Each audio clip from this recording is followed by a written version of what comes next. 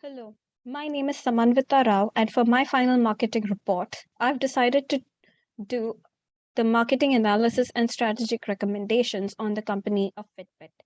Having been founded in the year 2007, it has already positioned itself as a frontrunner in the fitness and wellness industry. For many years now, the existence of basic pedometers has given the company an opportunity to innovate ideas with social, interactive, and good-looking products. The company has leveraged consumer health and wellness trends to appeal to various consumers from fitness enthusiasts to working out beginners. Its financial history has actually been quite tremendous, with exponential growth of a whopping 149% in revenue growth between 2011 and 2015, unlike its counterparts who suffered a close to 2% decline in their revenues between the years 2012 and 13, like Carmen. Whereas its competitor Jawbone was reportedly still suffering to pay off its debts in the year 2015, which goes to say that it wasn't profitable. There was a disparity between Fitbit and its competitors, which shows that the company skillfully competed for the market share at the expense of the competition. This success of 2015 directly corresponded with crucial partnership with companies like Skechers and Strava. While its strategic goals suffered a few crucial issues, their cutting-edge method to stay as a premium and differentiating position in the US market by supplying exceptional merchandise that grows their consumers' willingness to pay. The global competitors had been amping up their production and advertising, which saturated the entire fitness tracking industry due to low barriers of entry, like an appealing market, which has non proprietary technology. This actually increased the buying power for consumers with a plethora of choices on devices with varying features and even wider range of capabilities, which were gaining traction. At this point, Fitbit could have been eliminated due to cheaper substitutes and substitutes with more features and all, and for the fitness category. Though through my data analysis for looking at the revenue growth and unit sales as compared to its competitors, it's clear that Fitbit is currently in a strong position in the fitness tracker market, but their competitive upper hand isn't actually suitable. Actually, they should be leveraging their resources and strengths to attain an effect on the newer markets to set their products further apart from their competitors. Whereas with my SWOT analysis, I actually took a look at some of the things that were its strengths, weaknesses, opportunities, and threats. Uh, I believe its main strength is superior product, service quality, and successful go-to-market records with their first mover advantage track. Whereas a few of the weaknesses are actually inventory management and lack of workforce diversity, technology implementation, and organization culture. For their opportunities, they can bank on international talent on global platforms and introduce a new feature like payments through their wearable watches, and also continuously develop their AI, as well as have a customer loyalty program and basically be a social media oriented business model. Whereas their threats include increased operation costs in developed markets, culture of sticky prices, and squeezed middle class in the developing and the developed worlds. Also,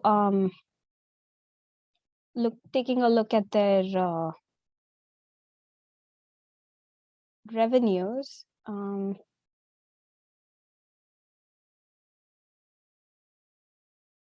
Actually, taking a look at their statistics on shipments of varying units, wearable units, wristwear has actually diminished quite a bit, but the hearables and the wristbands actually gained quite a bit of traction, especially their watches between the years of 2019 and predicted to go even higher in 2024. Whereas the shipment of smart wristwear over the years, um, in a million units, it's meant to go up in the year of 2015 to at least 253 million units sold per year. For their financials, as you can see that between the years of 2010 and 2016 were the best years that they had, with a significant growth in their revenue. And they experienced a sharp decline from the year 2016 up until 2020. This chart shows the trajectory of the profit and losses that they made over the years. Again, till 2015, they made quite a bit of profit, and then there was this strong decline between 2015 to 2016, which also continued on to 2017. And they seem to have reduced their losses a bit with some of their marketing tactics, like hashtag fit for food campaigns on Twitter and Facebook and Instagram. But I guess that too lost traction, and they had a very varying percentage of losses. Whereas its competitors, in terms of shipments in millions, it seems like other third-party companies have been doing quite well, looking at the chunk of market share that they've had. Whereas its direct competitors like Garmin and Fossil lost out. Garmin and Xiaomi lost out on quite a bit in between 2017 and 2018. Fitbit, if you see, has been having a steep rise, and currently their market value is huge, especially they're now literally up against Apple. So in order to combat all of that, I also took a look at their users. Their number of active users has grown exponentially while taking a look at the chart. You see the users in millions. They go significantly high at, like between 2012 and 2016, and it keeps increasing at a steady pace till the year 2020. And yes, so on to my recommendations. While taking a look at my first recommendation is introducing loyalty programs, especially in terms of the points earned while a person chooses to work out or run, which can later be redeemed to cash out in terms of a coupon or an Amazon coupon or a Target or any such coupons that Fitbit deems necessary, Fitbit deems appropriate. And taking a look at the statistics, 31% have said that they've redeemed the points that they've earned over the past year, which is a study conducted in 2020. And whereas 23% have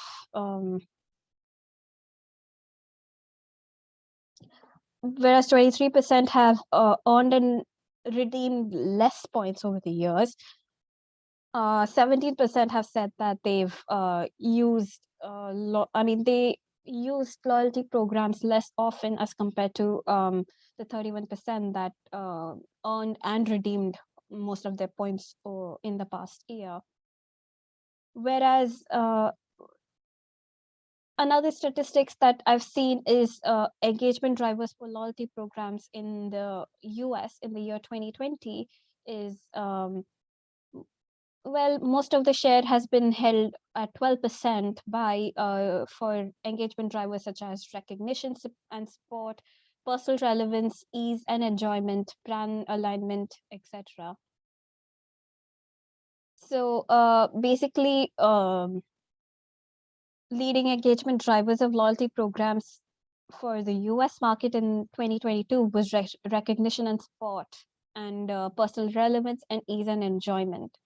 So people are willing, I mean, people are willing to engage in a product which would give them worth of what they've spent on a particular watch or a wearable.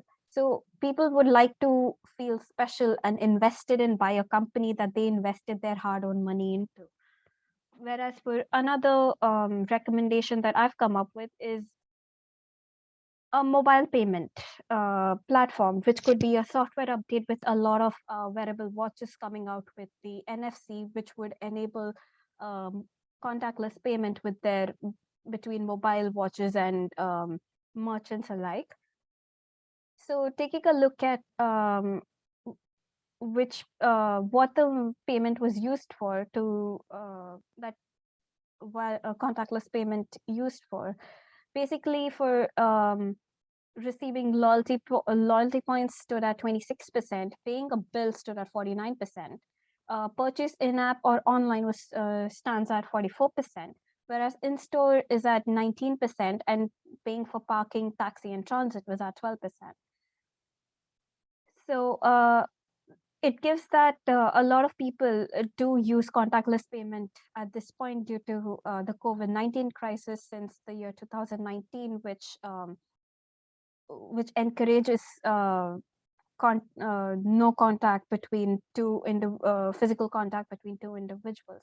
So having Fitbit Pay or a payment platform right on their app as a software update would actually be convenient for people who've invested in Fitbit and are or willing to invest in Fitbit at a future point.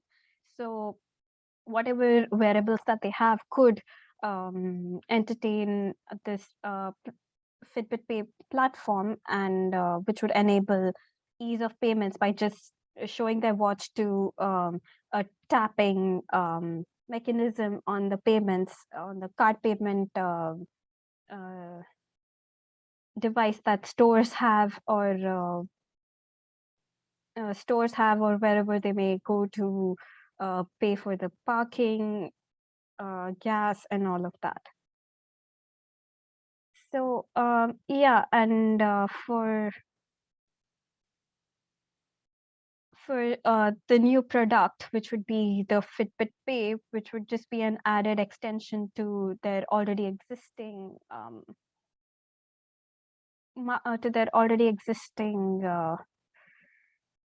software and platform and all of that. I've made SWOT analysis for that as required on the assignment.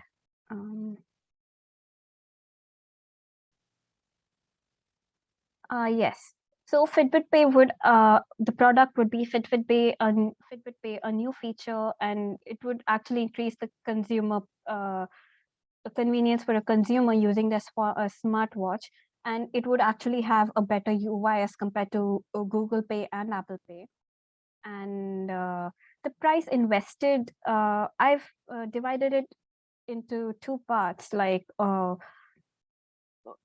price invested by an already existing user into this software update would actually be $0, because their watch would already have an NFC technology which would enable contactless payment, while the price for a new consumer would be the whatever price they would pay on the website or in-store alike when they're choosing to purchase the watch.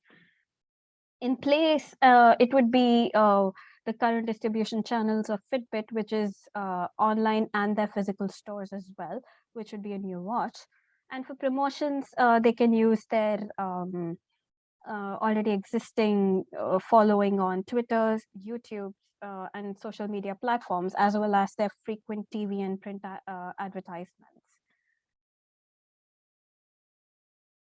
So yeah, this is what I feel with Fitbit would actually benefit from if they launched a new payment platform on their app, as well as my first recommendation was